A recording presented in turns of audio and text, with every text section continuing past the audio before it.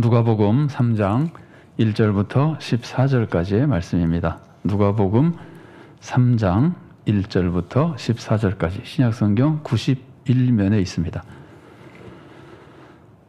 자, 제가 봉독해 드리겠습니다. 화면에도 나와 있으니까 우리 성도님들 화면을 통해서도 보실 수 있겠습니다.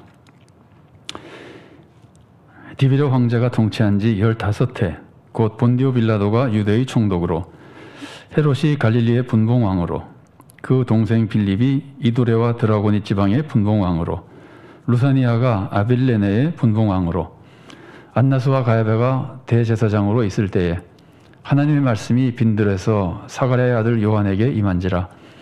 요한이 요단강 북은 각처에 와서 죄사함을 받게 하는 회개의 세례를 전파하니, 선지자 이사야의 책에 쓴 바 광야에서 외치는 자의 소리가 있어 이르되 너희는 주의 길을 준비하라. 그의 오실 길을 곧게 하라. 모든 골짜기가 메워지고 모든 산과 작은 산이 낮아지고 굽은 것이 곧아지고 험한 길이 평탄하여질 것이요 모든 육체가 하나님의 구원하심을 보리라 함과 같으니라. 요한이 세례받으러 나오는 무리에게 이르되 독사의 자식들아, 누가 너희에게 일러 장차 올 진노를 피하라 하더냐. 그러므로 회개에 합당한 열매를 맺고 속으로 아브라함이 우리 조상이라 말하지 말라. 내가 너희에게 이르노니 하나님이 능히 이 돌들로도 아브라함의 자손이 되게 하시리라. 이미 도끼가 나무 뿌리에 놓였으니 좋은 열매 맺지 아니하는 나무마다 찍혀 불에 던져지리라. 무리가 물어 이르되 그러면 우리가 무엇을 하리이까? 대답하여 이르되 옷 2벌 있는 자는 옷 없는 자에게 나눠줄 것이요 먹을 것이 있는 자도 그렇게 할 것이니라 하고, 세리들도 세례를 받고자 하여 와서 이르되 선생이여 우리는 무엇을 하리이까 하매 이르되 부과된 것 외에는 거두지 말라 하고, 군인들도 물어 이르되 우리는 무엇을 하리이까 하매 이르되 사람에게서 강탈하지 말며 거짓으로 고발하지 말고 받는 급료를 족한 줄로 알라 하니라. 아멘. 오늘도 우리는 계속해서 예수님의 사역, 예수님의 가르침과 생에서 보여진 모습들 살펴보고 있는데, 예수님이 오시기 전에 예수님의 오심을 준비한 사람이 세례 요한이죠. 그래서 우리는 세례 요한의 사역에 대해서 예수님을 잘 배우고 알기 위해서 우리 세례 요한의 사역을 함께 이 시간 배우게 됩니다. 자, 세례 요한의 사역을 알기 위해서는 그 당시 사회 배경을 좀 알 필요가 있습니다. 사회적 배경이라고는 하지만 물론 종교적인 배경도 굉장히 중요합니다. 자, 그것을 알기 위해서 제가 몇 가지 한번 함께 생각해 보도록 하겠습니다. 유대인들은 지금 메시아를 간절히 기다리고 있잖아요. 지금 그 로마의 박해 속에서 로마의 속국으로 지내고 있는 백성이라 간절히 기다리는 이 유대인들이 메시아가 오면은 자기들은 어떻게 된다고 생각했을까요? 자기들은 물론 구원받는다고 생각했습니다. 그런데 그 구원이라고 하는 것이 이때 유대인들의 주로 생각하는 구원은 정치적인 구원이었습니다. 로마의 속국이잖아요. 그러니까 로마에서부터 해방되는 구원. 그리고 우리나라가 지금 약하고 억압받는 나라지만 해방될 뿐만이 아니라 아주 강대국이 돼서 세계를 지배하는 그런 지도적인 나라, 영광스러운 나라, 이런 나라가 되는 것을 구원으로 가장 중요하게 생각했습니다.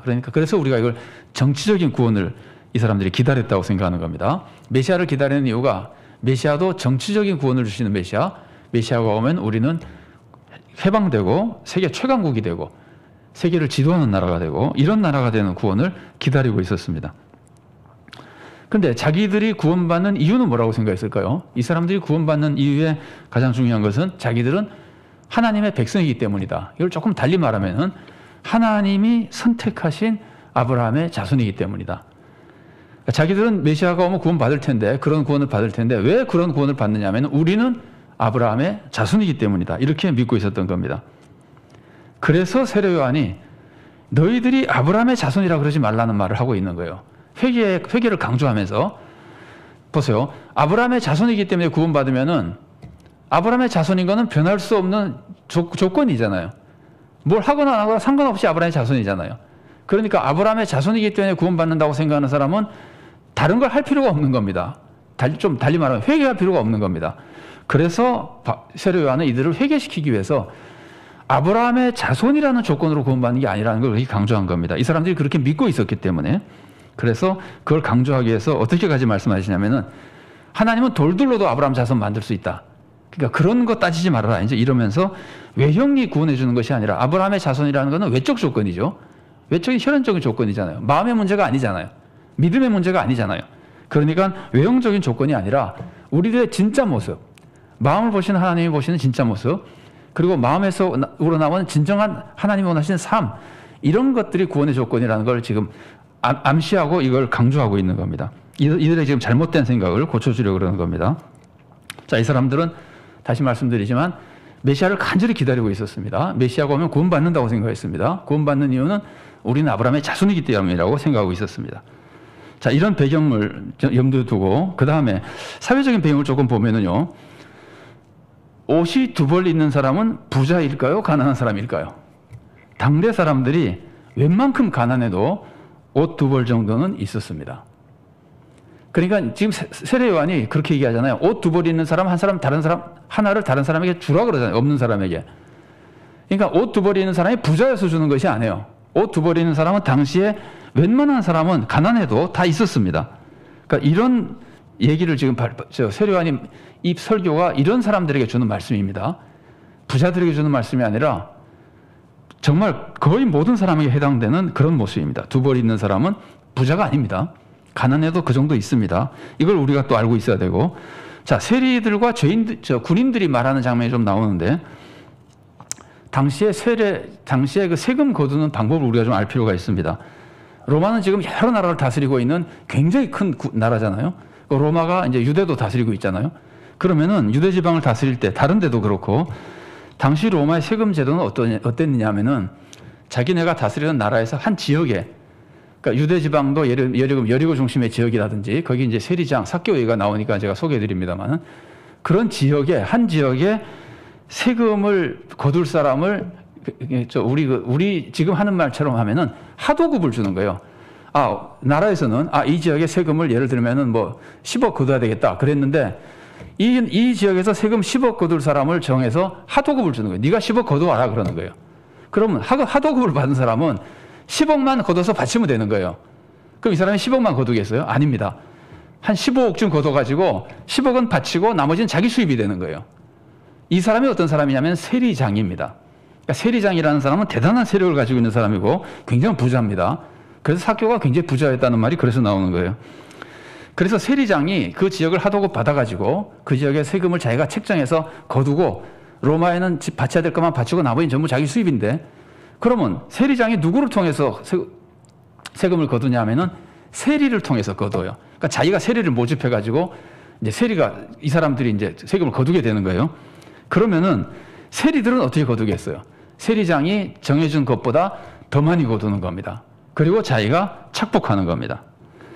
이것이 로마의 이제 세금을 거두는 기본적인, 여러 지역에서 세금을 거두는 기본적인 원리였습니다.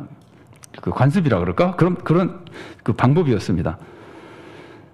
그러니까 이 사람들이, 그러니까 세금 거두는 사람들이 어떻게 하는지 짐작이 되시죠? 여기서 말하는 세리들은요, 자기가 부여받은 거에서 자기 임의로 더 부과해가지고 더 받고 자기가 착복하는 건데, 그래도 세리들은 그렇게 별로 부자가 아니었다 그럽니다. 세리장은 엄청나게 부자지만, 세리들은 거기 일종의 자기 직업이에요. 그거 조금 더 받아가지고, 돈 없는 사람들에서 받아야 얼마나 더 많이 받겠어요. 그래가지고 이제 자기는 맡은 지역이 작으니까, 그래가지고 어쨌든 세리들도 착복하면서 이제 살아가고 있는 사람들입니다. 자, 이게 군인들은 어떠냐면은, 군인들은 무력이나 힘이 있으니까 무력이나 혹은 거짓 고발도, 여기 세례 요한이 말한 것과 똑같습니다. 거짓 고발 같은 것들로 위협해가면서 서민들로부터 착취하는 겁니다. 이 로마의 여기서 말하는 군인은요, 로마 군대가 뭐 어디 다른데 원정 나가가지고 전쟁하고, 물론 전쟁하는 군인이긴 하지만 이 사람들은 지금 소국을 다스리고 있는 사람들이잖아요. 그러니까 전투를 주로 하는 군인이라기보다 이곳을 관리하고 다스리는 일을 하는 사람이라고 봐서 유대 지방에서 있는 사람들은, 유대 지방에서는 지금 다른 나라와 전쟁하는 지역이 아니잖아요. 다스리고 있는 지역이잖아요. 그래서 이거를 우리의 아이디어로 생각하면은 무엇과 비슷하냐면은 일제강점기 때 헌병대 있잖아요. 그 순사, 그런 사람들과 좀 비슷한 역할을 하고 있다고 생각하면 돼요. 그럼 그 사람들이 공권력을 이용해서 굉장히 권세를 부리잖아요. 그래서 그 사람들이 그 권세를 가지고 협박해서 뺏어먹기도 하고, 거짓 고발을 해서 뺏어먹기도 하고 그래서 이제 착취를 하거나 이런 일들을 하고 있는 겁니다. 그래서 자기 수익을 얻는 이런 사람들이거든요. 자, 이걸 우리가 염두에 두고 세례요한의 이제 메시지를 생각해 보면 되는 겁니다.